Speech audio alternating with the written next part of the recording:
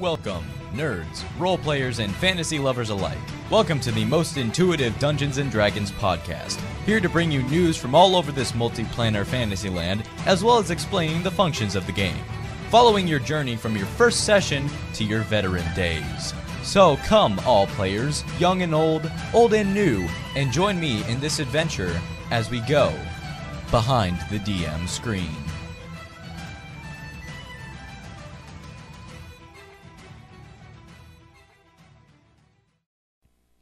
Hello to all our listeners. Welcome to Behind the DM Screen. I'm your host, Dylan Jacobson, giving you news and knowledge from as far as Eberron and the Forgotten Realms. Behind the DM Screen is brought to you by Rocket Auto Sales, Tax Tally, and Be Obedient School. Be Obedient School. Make those insects behave today. Since this is our first episode of our podcast, I'd like to start from the very beginning of playing Dungeons & Dragons, and hopefully this will be useful to players who are new to the game and also serve as a reminder to D&D veterans. Before we go any further, I'd like to inform you about some terms that I may use during our time together. Let's go over them. D&D, the short form way of saying Dungeons & Dragons. DM, the Dungeon Master. This is the person who makes the game run. The DM is a storyteller, an encounter maker, and your best friend and your worst enemy. NPC stands for non-player character. This is a character that is created in the game, but is not run by any of the other players in the game. They can serve as helpful guides or vital enemies. And lastly, dice are described as the letter D, followed by how many sides there are on the die. For example, a 6-sided die would be called a D6. A 12-sided die would be a D12, and so on. Now, I'll just come out and say it right now. I am not the best person to exactly explain how to play Dungeons & Dragons and what exactly Dungeons & Dragons is, but I can provide some commentary while somebody else is explaining it. So I'm going to let somebody else do my job for now, and right now I have a video pulled up by this Sherlock Holmes, that is Hulmes. He has about 15,000 subscribers on YouTube, and he has a beginner's guide to D&D, how to play Dungeons & Dragons. Let's go ahead and take a look at this. It's about a 26-minute video. Let's go ahead and provide our own analysis on this, as well as see what he says. Dungeons & Dragons is probably the most popular role-playing game in the world. It's been the subject of a lot of jokes over the years, but now, thanks in no small part to this bunch of nerdy-ass voice actors... They're talking about Critical Role right now. It's on Geek and Sundry. It's a bunch of voice actors with a dungeon master named Matthew Mercer.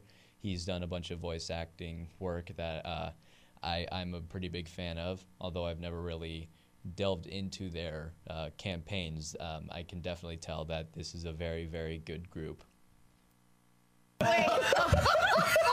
Or maybe these 80s kids? Fireball him! Cast protection. The Demogorgon is tired of your silly human bickering! It's more...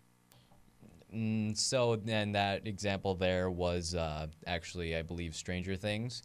And there's a scene, I believe, where they actually play Dungeons & Dragons. So... yeah, Dungeons & Dragons has definitely seen a lot of light in the media, especially nowadays. More popular than ever, and more people want to give it a try. In D&D, the Dungeon Master creates and describes an elaborate fantasy world of magic and mystery.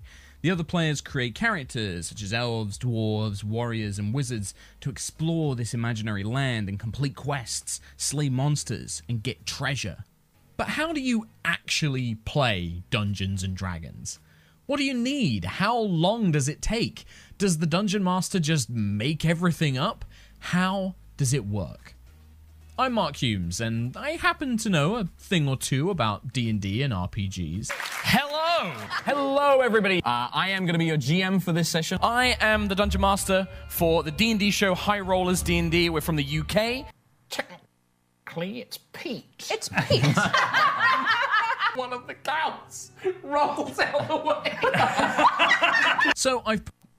What you just heard is basically a compilation of this guy that's speaking, doing a bunch of events, just, I'm assuming all around the country or around the world, just basing off of Dungeons and Dragons. So this guy is definitely a lot more qualified than me to actually run a podcast like this. But without further ado, let's hand it over to him. The introduction is almost over.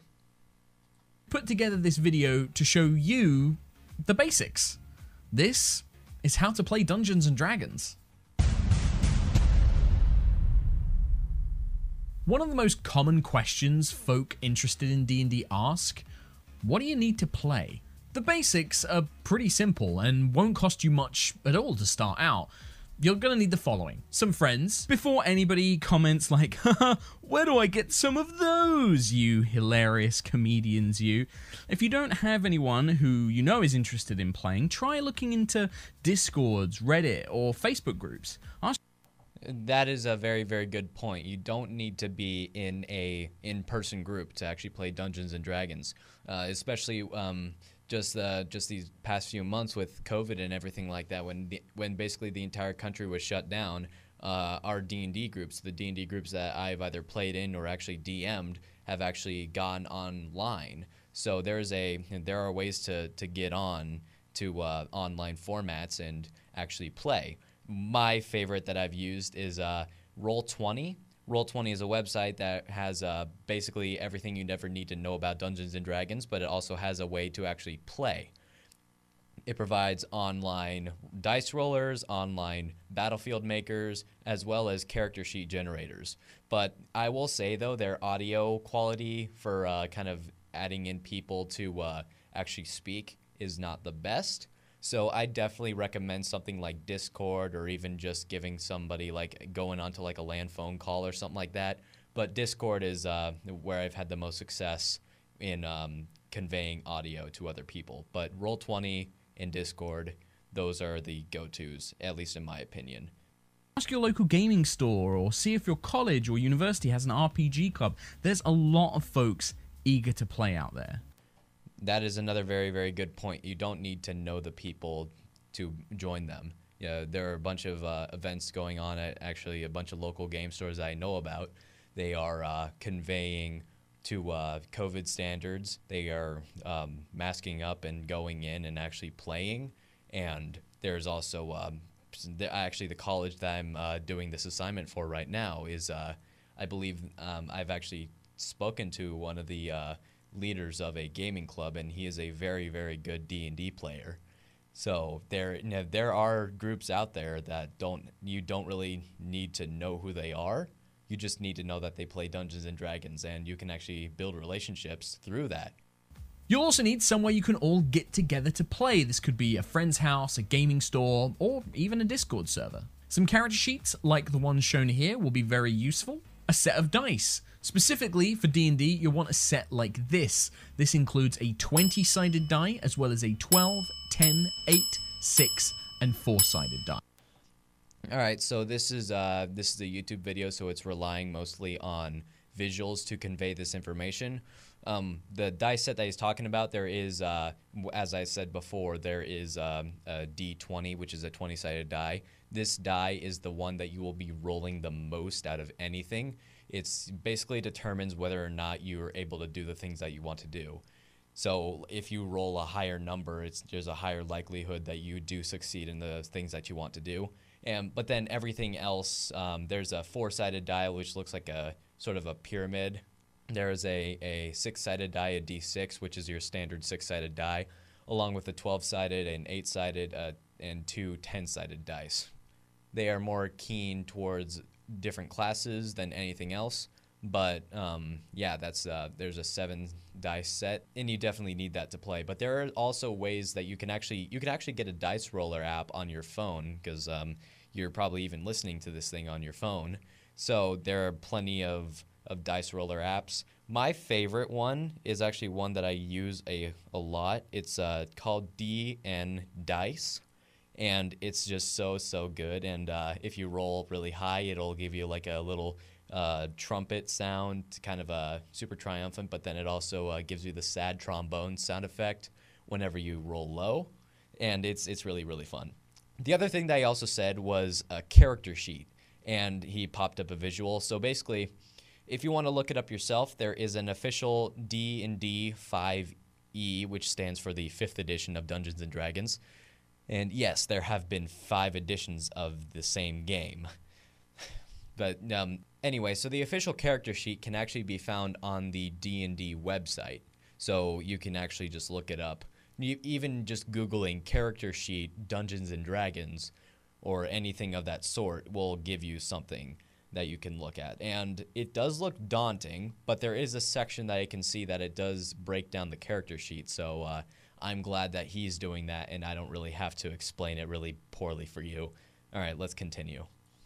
You'll also want a copy of the rules. You can download the basic rules of D&D for free from the D&D website. I've included a link in the description below, as well as a link to the PDFs for the character sheets I mentioned earlier.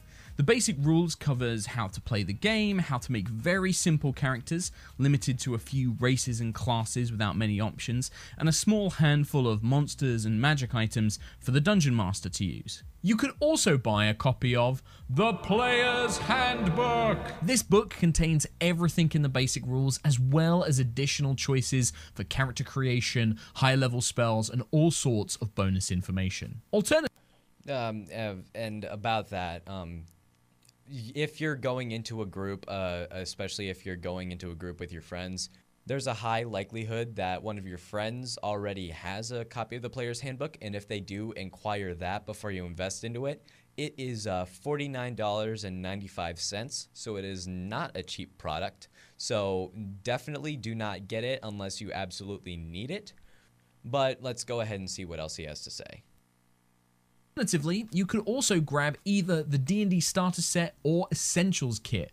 Both provide the basic rules along with a pre-written adventure for the Dungeon Master to use, a set of dice, as well as maps and more. They are both a great choice for first-time players. RuneScape. Download and play now on Steam. RuneScape is a massively multiplayer online... I'd like to apologize for that. That was an advertisement. Apparently those pop up in YouTube videos, so I might have to periodically get rid of those. Thank you. One thing I really want to stress is you do not need to dress up to play D&D. Dungeons & Dragons is not LARPing. Lightning bolt! You might have seen some folks play on Twitch or YouTube wearing elf ears and costumes or other accessories, but let me tell you now that these are the exception. Most folks don't do this. If you want, I would definitely not want to have anything hinder my play. There's a character that I play. He's a giant paladin dragonborn dude, basically half human, half dragon. Not necessarily, but I don't really want to delve into the actual lore of the world.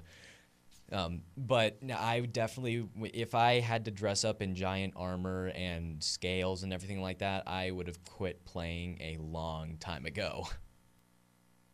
want to do it for fun, go for it, have a blast, but it is not expected. You may also think D&D needs lots of miniatures and maps or fancy accessories like dungeon tiles, but again, this is not the case. These are accessories that can be nice to have, but they're not essential. They are definitely not essential, and actually, there are many other things that you can use in place of those official miniatures. For example, Legos. I use a lot of Lego characters. Back when me and my sister were kids, we delved a lot into the Lord of the Rings. So we got a lot of those Lego sets. There was this one really big one. I think it was Helm's Deep. And they had a bunch of orcs and Uruk-hai, and we used those a lot. And they are so much cheaper and so much more convenient than the actual official D&D miniatures. Those things can go up to as expensive as $60. Granted, those ones I'm talking about are limited edition, and there are different versions of them. For you veterans out there, I'm talking about the Tyranny of Dragons, Bahamut, and Tiamat. But it's just absolutely absurd. Honestly, I've only bought 2 miniatures, and they were both like $8 a piece. So if you have something else laying around, even like bottle caps or coins will work out. Just being able to map something out just vaguely will definitely help you out, but it will not hinder your performance as a player or a dungeon master if you do not have a battlefield to kind of base everything off of. So that is a very, very good point that he just made. A common question, and one without a firm answer really, is how long does it take, or how long do you play for? And honestly, this varies depending on your group and how much fun you're having. That is very, very true. Very, very, very, very, very true. I've had campaigns that are just one-shots or just a single idea. One-shots are a single session idea sort of thing, like a sudden spark of imagination comes up. It's like, hey, I want to do this one event for this one purpose. For example, there's this one thing that I did in my group, and it was a Halloween one-shot. So we made very, very powerful characters, and we went through this sort of haunted maze sort of thing. And there are other games that are very, very long and convoluted. Like, I recently jumped into a campaign that's been going on for 3 years. So yeah, they definitely vary. They definitely vary. Expecting your average D&D session to be somewhere between 2 to 5 hours, where 3 to 4 is probably the average, but there's no set time limit. If you can only manage 90 minutes, that's fine. Want to play for 7 hours? Go for it. There have been sessions that I've done before that we have gone for like 10 hours. And that was when we have all just set aside time and just dedicated every single ounce of our being to just play. And that's because we were veterans. Well, not exactly veterans. We were better at the game than others, and we enjoyed playing it. So that is, it definitely varies a lot. One of the wonders of this game is that it has no strict end or time limit. It's whatever works best for you and your group. As you get ready to play, one of your group will take on the role of the Dungeon Master, or DM for short. I am Dungeon Master. This might already be decided, and it's usually the most experienced member of the group, but if you're all new, then decide who this is going to be. Don't fret. It doesn't necessarily have to be the most experienced out of the group. I am DMing a campaign where I do have, it's a four player, one DM, so basically technically 5 player. It's a 5 player, story, and I'm the second most experienced D&D player. And one of the biggest reasons why I wanted a more experienced player on the field is because I wanted somebody to kind of act as sort of a guide for those new players. So having a veteran on either side while bringing on a bunch of other new players is a very, very good way to go about just bringing people into the world of D&D. Over this too much, being a DM might seem scary, but the truth is, anyone can do it with practice. Skills that would be helpful for a new DM would be having a good imagination and the ability to describe things to others, being able to keep track of lots of different things at once, and being able to improvise ideas on the spot. The dungeon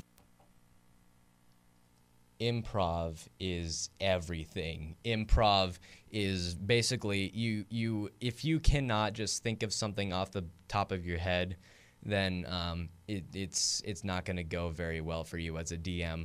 And of course, there are some people that are more flexible players, but for the most part, if you're not one of those people that can really think on their feet, then you're going to get swallowed up pretty fast. There was actually this one thing that I did where I had a session where there was a bunch of characters. They were doing a sort of political intrigue deal with a Commodore in the British Navy, and one of them decides to pull a flintlock on them and decide to try and shoot.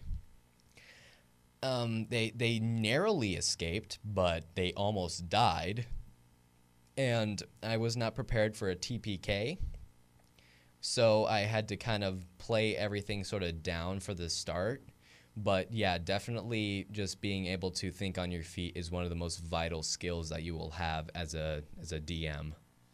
Dungeon Master is the person who will describe the world, narrate the effects of the player's actions, and control all the other characters and monsters in the world that aren't being controlled by the players. They usually have a good understanding of the rules and should be the one to make any final decisions if something isn't clear or you aren't sure. And also, for the most part, there are some other things that they use, and those are called house rules. So the D&D is not a set in stone, this is the way it needs to go sort of game. Unless if you're playing it officially, then yeah, that's how it is.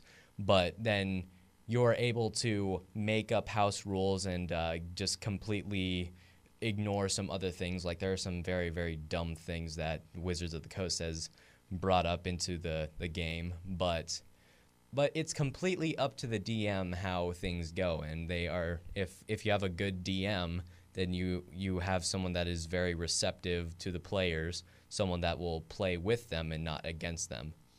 All right, we're going to go ahead and take a little bit of a break. Let's hand it off to one of our sponsors. This is a Jag, a car that can literally make heads turn. An elegant set of wheels that draws admiration and respect. An amazingly engineered vehicle, and now it's available for you to test drive at Rocket Auto Sales.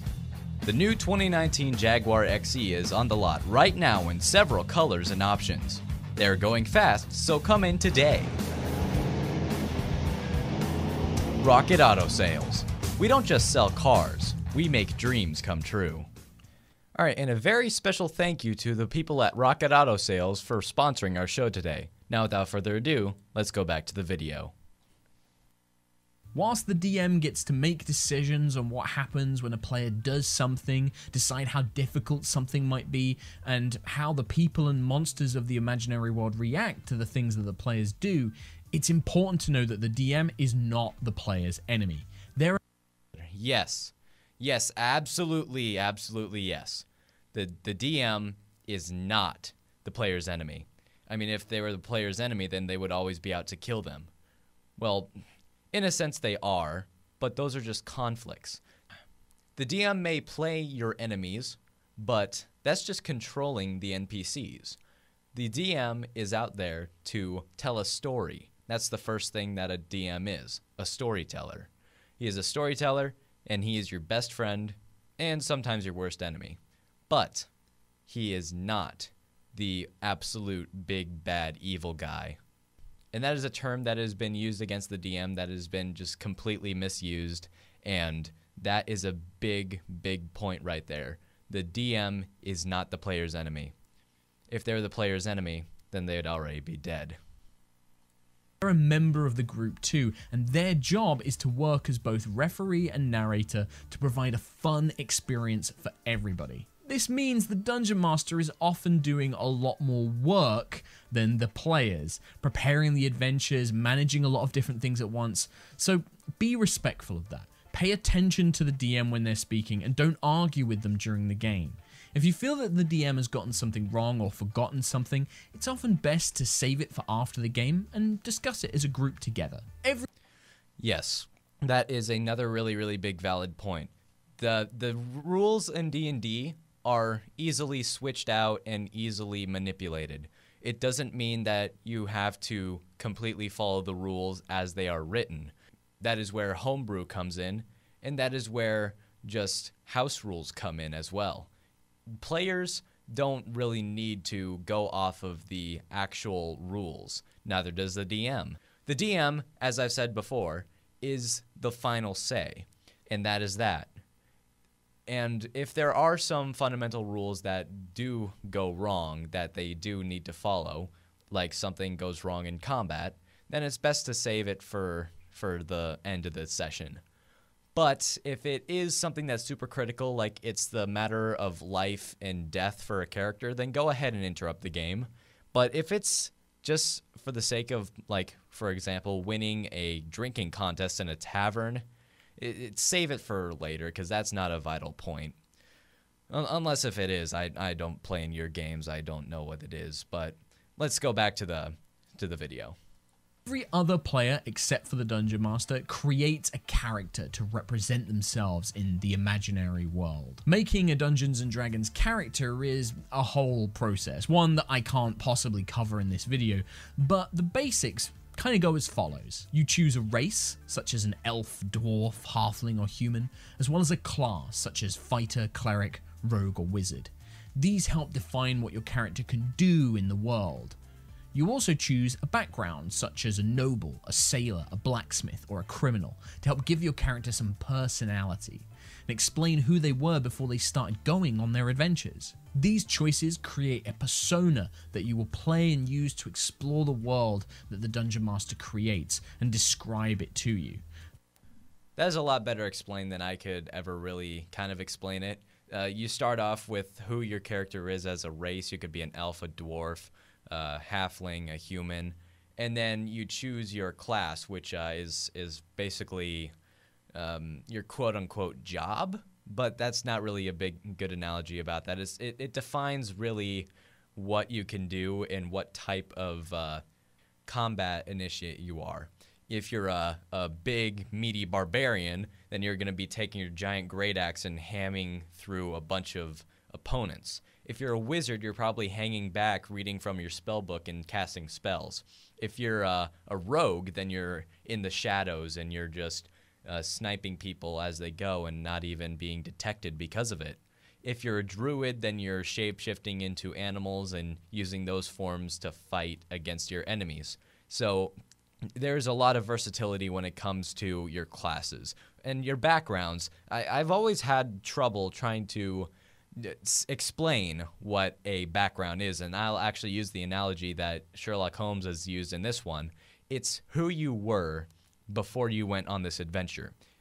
Say maybe you were a noble in a higher up community and they got burned down, the village got burned to the ground, and you're out to avenge your family bloodline. Or maybe you're a guild artisan and you're on a quest to search for allies, maybe. So I will definitely use that analogy in the future.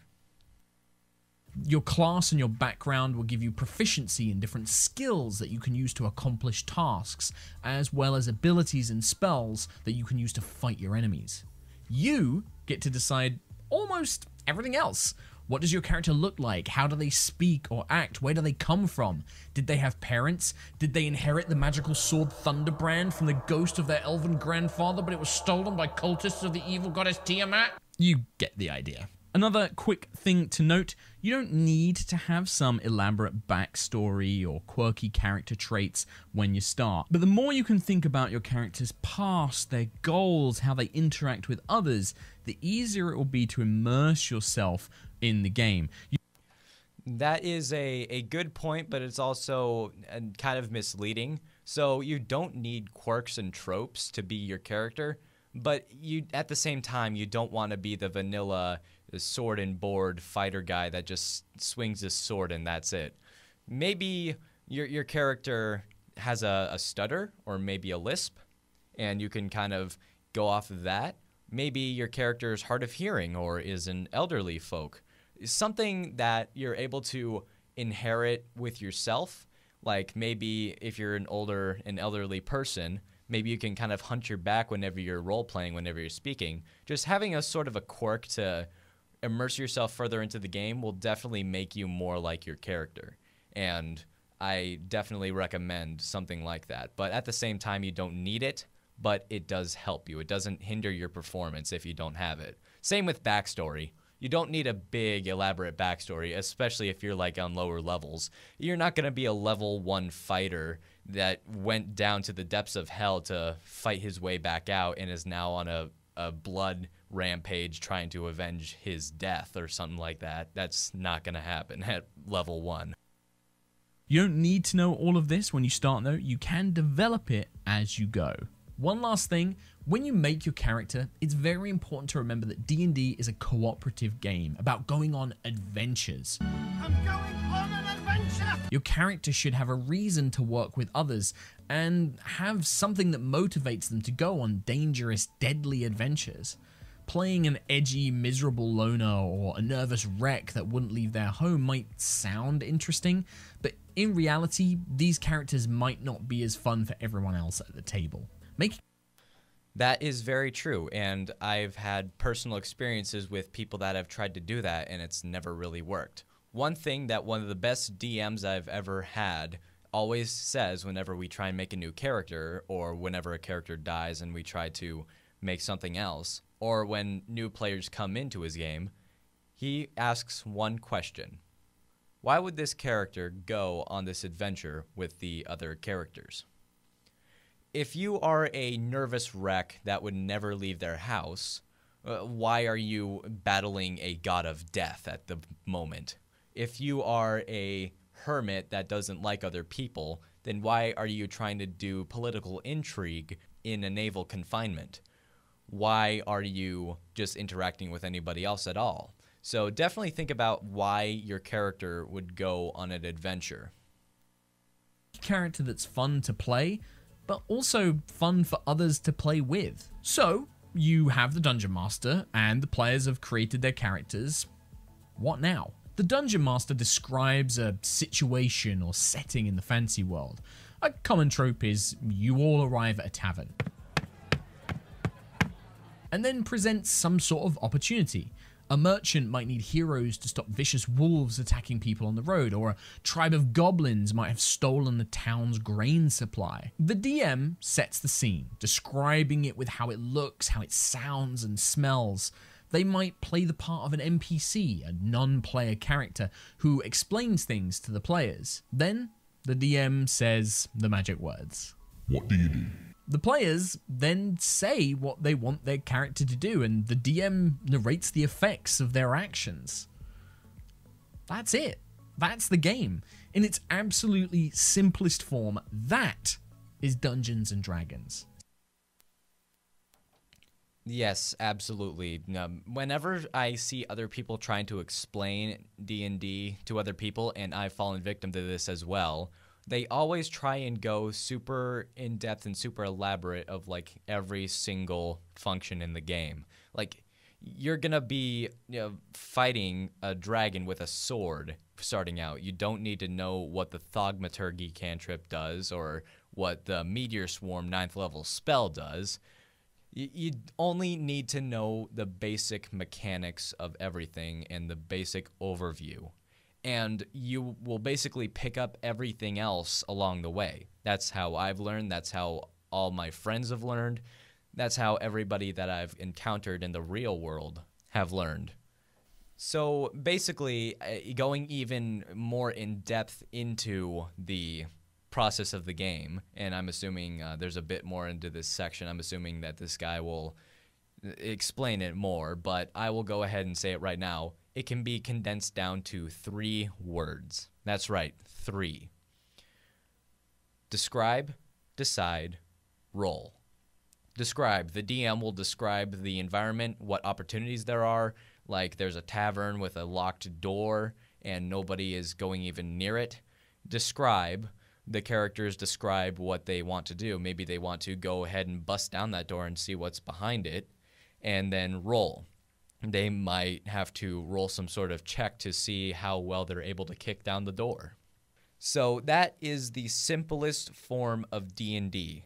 Describe, decide, roll. See, D&D isn't like a video game or board game. For the most part, you can do whatever you want. How you approach the problems or opportunities the DM gives you is up to you. You can try and convince the goblins to give the grain back, or sneak in and steal it, or fight them. You could trade them the grain for an illusory birthday cake, or make them a real cake laced with poison. The imaginative world is your oyster. In a way, I think that D&D is better than video games and board games. Because in video games and board games, there's typically a one-track mindset to everything. There's only one way to do things and one way only. There are some exceptions, like there's some that do some sort of butterfly effect sort of thing. Like I think the name of the... what is the name of that video game? I don't know. It has the Wendigo in it. That's basically all that I remember. Now this is bothering me. I'm going to have to look it up. But while I'm looking this up, I'll continue on to this thing.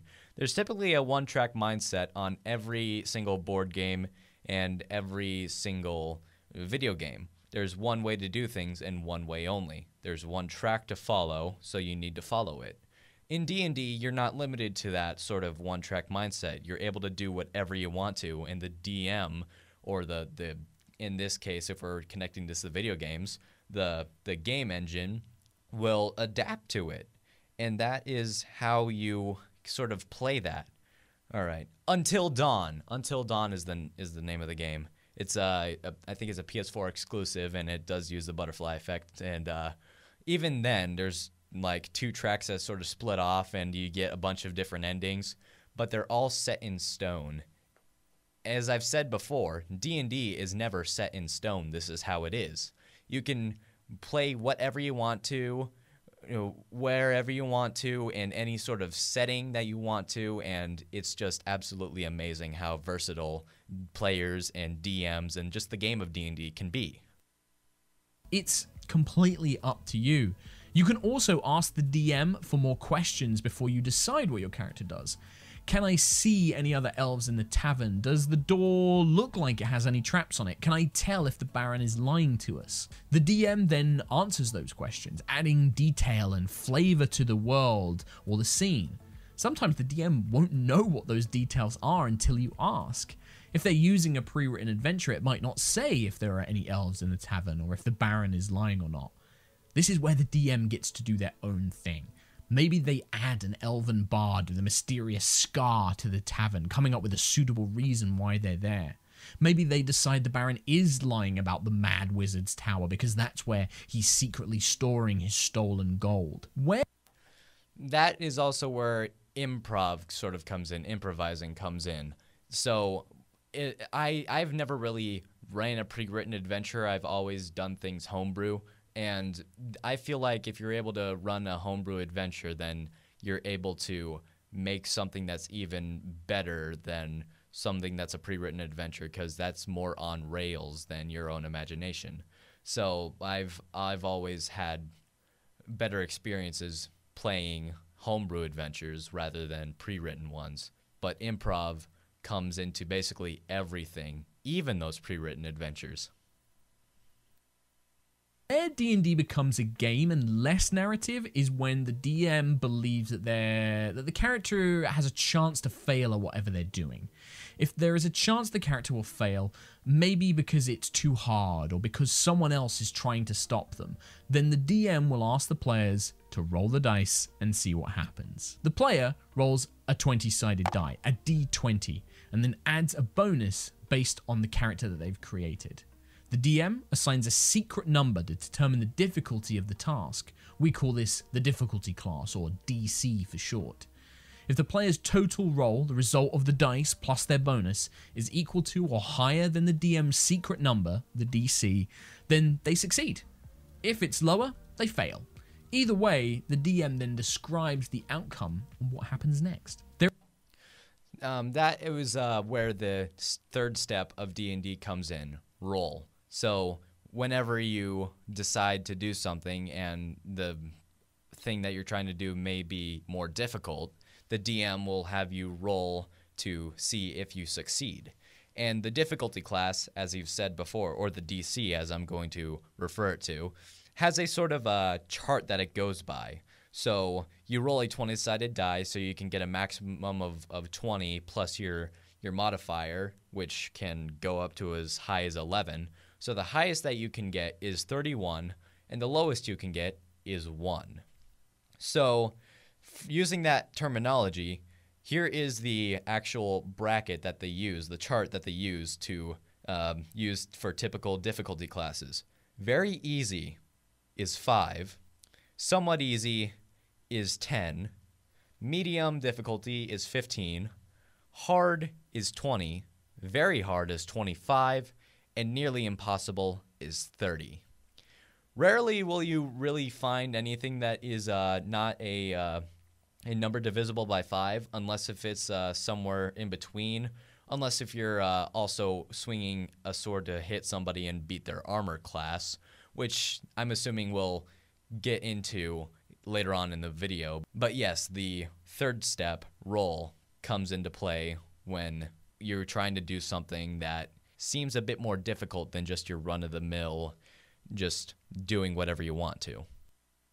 There is a guide for this secret number the DM can use as a reference, but the DM can also adjust it depending on the circumstances.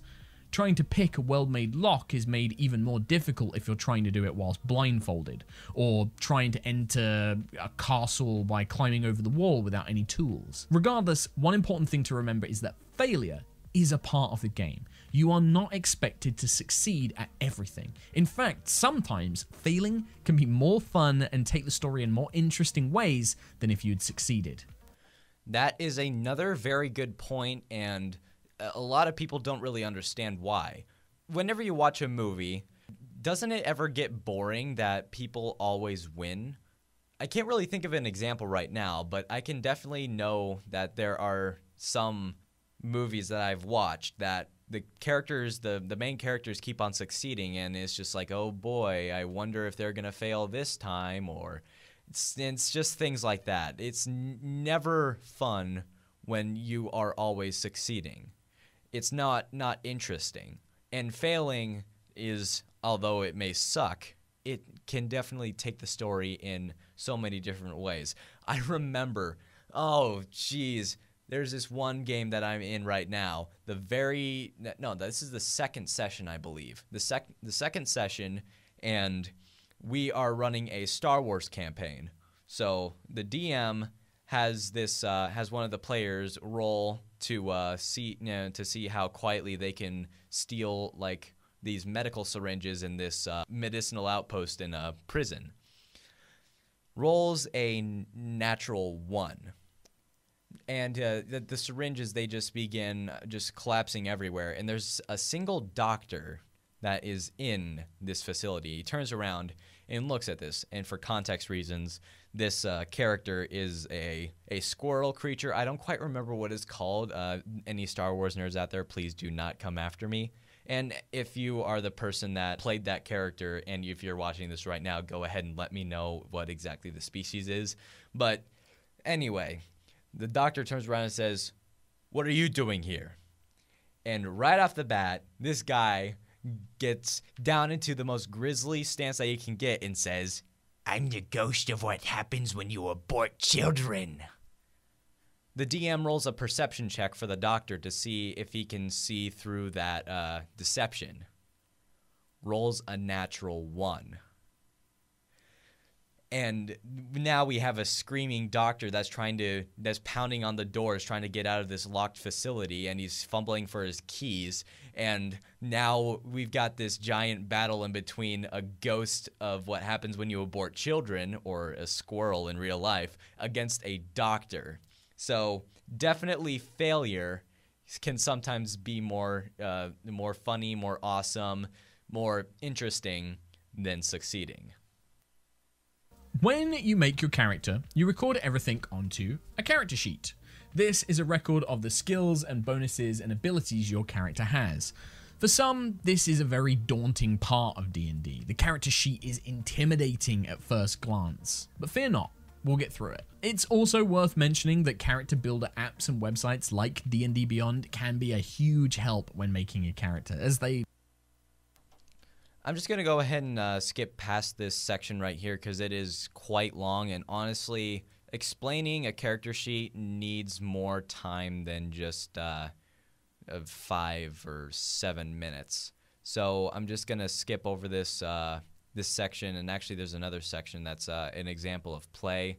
We don't really need to know those things just yet, but for reasons for most people that want to learn how to play D&D, I will go ahead and explain a character sheet and what everything goes into a character sheet in a later episode, most likely the next episode. All right, we are nearing the end of the video, but we will go ahead and take another break and give it away to another one of our sponsors. Thank you. It's that time of year again. It's tax time. Do taxes scare the hell out of you? Well, it's time to turn that scary time of year over to us here at Tax Tally. Let us take over and protect you from the big bad IRS. Tax Tally knows your frustrations. Believe me, we do. That's why we're here. Call us today at 555-5674 for a free estimate. Tax Tally, we take on the IRS so you don't have to. Thank you so much to Tax Tally for sponsoring our show today. Take your frustrations with the IRS over to them and let them deal with it. Tax Tally, they take on the IRS so you don't have to. Now, let's go on to the video where they will now talk about combat. Combat in D&D works almost the same way as what we've already described, but with some tweaks. First things first, the DM will call for everyone to roll initiative. I tell you what you do. You roll initiative. Yes. Initiative is used to determine the order of when everybody gets to take a turn. Normally in D&D, you don't worry about taking turns, with players doing as much or as little as they want, engaging with situations described by the DM in a free fashion. However, in combat, a turn order is important to decide who attacks when. Just like when making an ability or skill check, you roll a 20-sided die and add your initiative bonus and tell the DM the result. The DM will do the same for the monsters, and starting with the highest score, each participant will take their turn. So to kind of explain what that sort of is, let's say you're wanting to battle a pack of wolves, or let's take like one giant bear. And you would roll your 20-sided die to see which turn you'd go. Same with the bear. Let's say the DM rolls for the bear, and the bear gets a 15, and you get a 12. The bear would go first since he got a higher roll than you. On your turn, you can basically do 2 to 3 things. Move and an action, sometimes something called a bonus action. An action could be swinging your sword, casting a spell, climbing a rope, or trying to scare an enemy off. Moving is just what it sounds like. You move your character. You can move up to your speed as listed on your character sheet. Attacks work just like skills. You get a bonus from either your strength, dexterity, or the ability score you use for your spells, and another bonus if you're proficient in the type of weapon you are using. But rather than trying to beat a number that the DM has set in their mind, you're trying to score higher than the monster's armor class. When you hit a creature by rolling equal to or over their armor class, you then determine how much damage you deal to their hit points. You determine damage based on what weapon or spell you are using. For example, a dagger only deals 1d4, a 4-sided dice, of damage, whilst a great axe deals 1d12, a 12-sided die. Certain classes are only proficient in certain types of weapons, restricting you on what you can use effectively. Whatever damage you deal is subtracted from a creature's hit points, a numerical value of their toughness, good luck, stamina, etc. When your hit points go down to 0, you're knocked unconscious and you're dying. Your allies can save you by using healing spells to give you more hit points or treating you with the medicine skill to stop you from dying. That is a very, very big thing that needs to be stressed. Just because your character falls to 0 hit points does not mean that they are dead, and hit points being life total. So let's say you're dropped down to 0 hit points. You are not dead, you're knocked unconscious, and you have 3 chances to resist death. And how you resist death is that you make a death save. And I'm assuming that he'll elaborate on this, but I'll go ahead and say it right now since I'm already on this tangent. You roll a d20 or a 20-sided die, and if you roll higher than a 10, then you succeed. You get 1 success. If you roll lower than 10, then you fail. You fail the roll, and 3 fails mean you die. 3 successes mean you spring back to life with 1 hit point, or 1 life point, or however you want to call it. That is the biggest thing that I can stress about dying. Just because you fall to 0 HP does not mean you die. However, if they don't save you and you fail 3 death saving throws, your character is dead. Finito. Gone to the great beyond. Of course, being a fantasy world full of magic and mystery, there may be ways to bring dead characters back to life, though usually this requires a powerful spellcaster or completing an epic quest. Plus, you can always just make a new character to play. There's a lot more to combat, but for the absolute basics, that's almost everything you need to know. The only thing to mention are critical hits. In D&D, when you attack an enemy and roll a 20 on the 20-sided dice, this is called a critical hit, and it deals extra damage. Usually, this is an extra roll of whatever dice you use to deal damage normally, but some DMs may prefer to have critical hits cause double or maximum damage. In older editions of D&D and other tabletop role-playing games, rolling a 1 is called a critical fail or a fumble, and would have adverse effects for any player who did so, like dropping your sword or hitting an ally, but this isn't a core rule of D&D 5th edition anymore. Likewise, critical hits only apply to attack rolls. If you roll a 20 on a skill check or saving throw, it doesn't have any additional effects other than just being a really good number to roll. That is something else that I really like to use in my games, is critical hits and critical fails. Critical fails, they may not be fun, but they are really funny, and they are also somewhat necessary. And it's also really fun when the big bad evil guy stumbles on his giant spell that was used to destroy the world. So critical hits, it's based on whatever the DM decides to do. If they want to go ahead and max out the damage that a player can do, or double the die rolls, or just double the straight up damage, that is completely up to the group. And same with critical fails. And a quick tip for critical fails, don't let the critical fails drop anybody's HP. Do not let the player do any damage to themselves or to another player. That is never fun for them, and they will rule to oust that rule out as quick as possible. I want to touch on role-playing. If you've seen D&D Twitch streams, you might think that role-playing means doing a funny voice. Daddy! What in blazes going on? The dwarf kind of like looks around. Sorry, Arvel. What's going on? I don't know, tell me. Or having an emotional discussion with your fellow players or DM. Can I write to you if I leave letters? Can we be pen pals, Gister? Or vividly explaining in detail how your character fights in battle. It can be those things, but it also isn't. When you think, what would my character do? And then say what your character does, congratulations, you're role-playing. You are making decisions for a character based on their personality or backstory rather than deciding what you, as a player, would do. When you play D&D, you don't have to do a funny voice or an accent. You don't even need to speak in the first person. Saying, my character walks up to the bar and orders a drink for the party, is just as valid a way to play D&D as going, I walk up to the bar, tossing my hair to the side and pulling several coins from my embroidered pouch.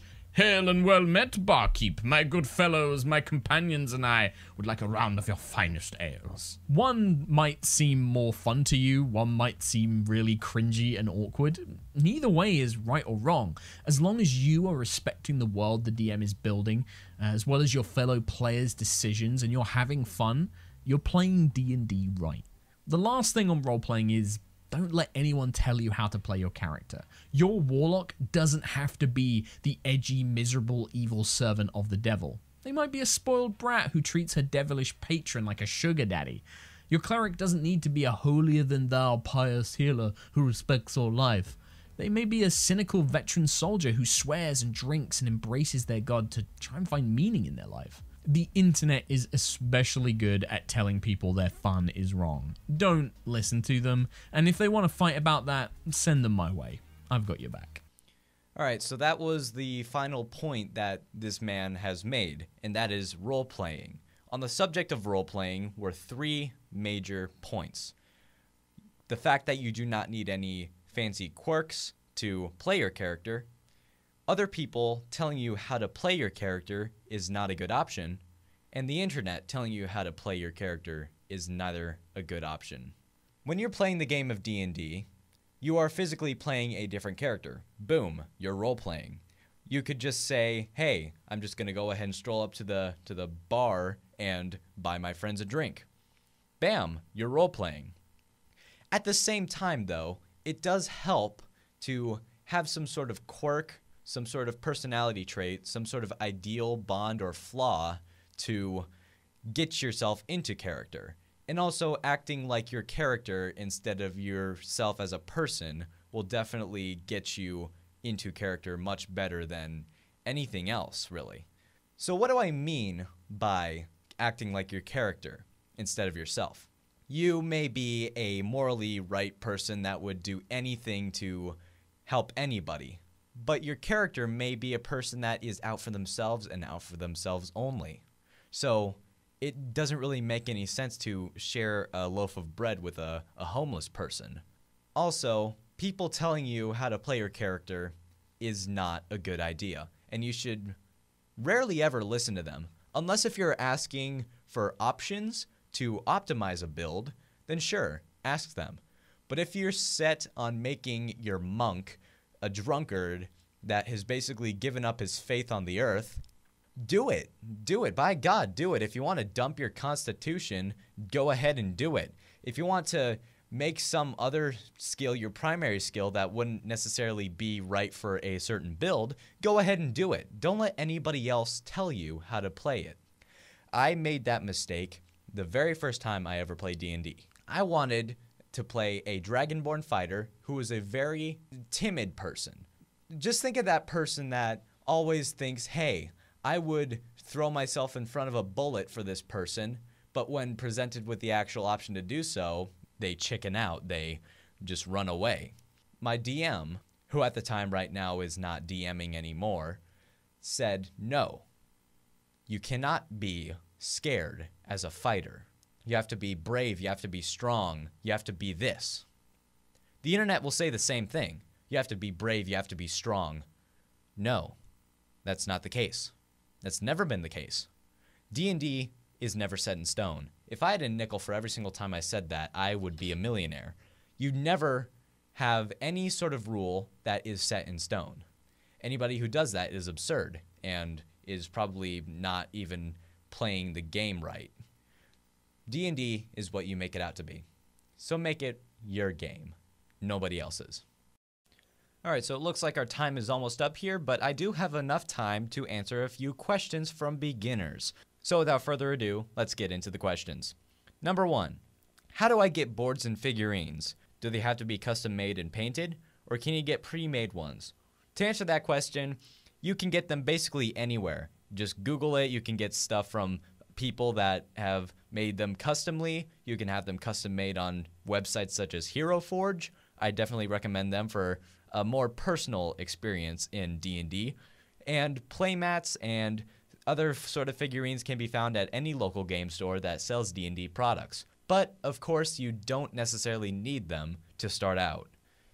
Next question is, how do we go about character creation when it comes to skill points? Really, it depends on what you want to do. Do you want to roll for your stats, or do you want to use the standard array?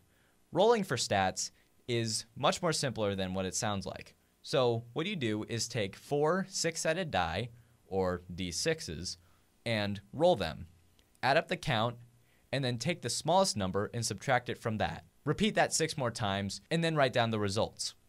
Once you've got your results down, then go ahead and assign them to whichever skill points you want to.